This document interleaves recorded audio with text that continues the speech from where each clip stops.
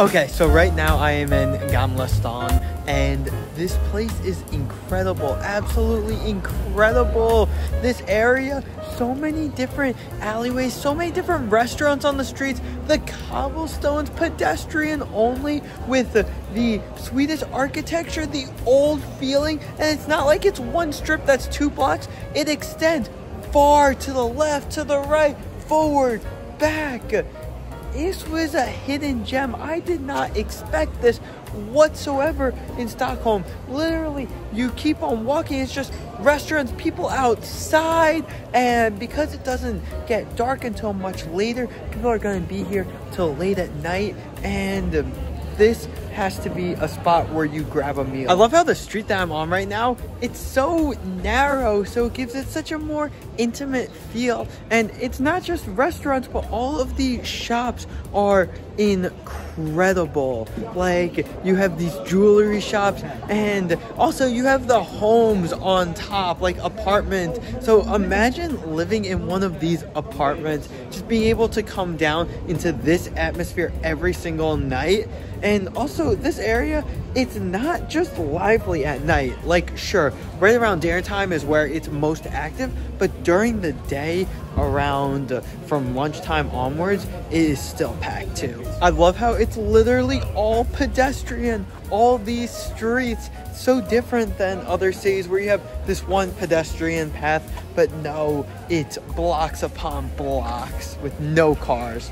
So it's on the island of Stockholm, and this is the old town. And well, I find this so much cooler than other old towns. I feel like a lot of times in the European cities, the old area is just one giant central square, but no, the alleyways, and this just brings with all the buildings together such a more fun vibe. At night, it gets packed. And how amazing it is that Gamla Stan is also right on the water. It's also all these different types of restaurants.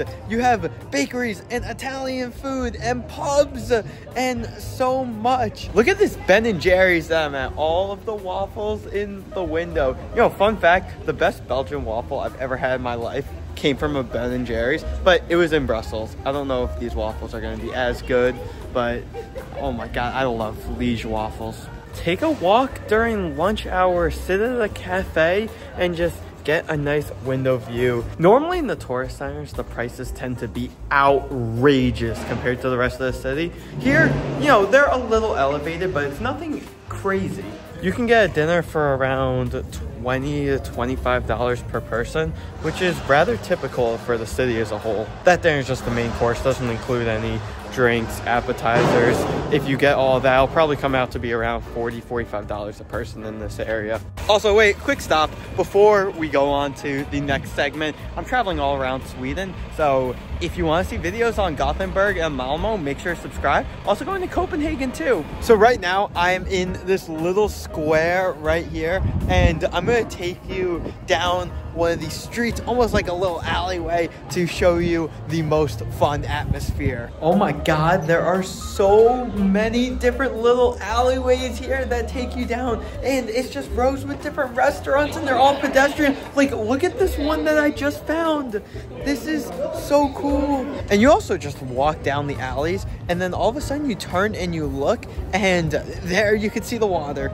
I love how this street that I'm on, it's so narrow with the apartments, and it curves with also the bright colored buildings. Now I'm walking through the more residential area, and it's so much calmer, it's so peaceful.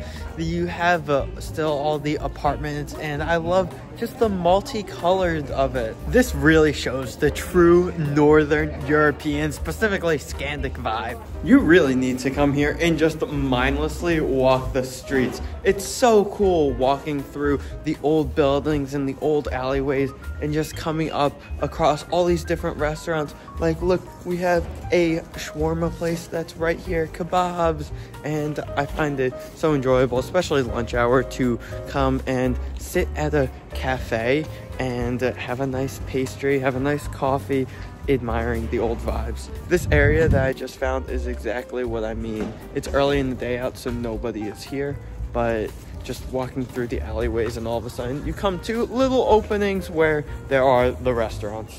And now I'm just doing one final evening walk down Gamla Stan, and you know you've really explored the area when you feel like you've walked down every street 3 different times. And also, look what I got! This nice little moose keychain has a Swedish flag on it. So, in the end, I gotta say, you need to make yourself to Gamla Stan because you get to understand the full vibrancy that's here. I loved it. Honestly, it is my favorite part of the city. And to be honest, it's probably like 80% of people who visit here, their favorite parts. Some people love the museums, the waterfront, but no, this is where you really get to experience that Swedish culture. So yeah, make this your first spot when you come to Stockholm. And when I go to a city that I absolutely enjoy, I get a sign, metal sign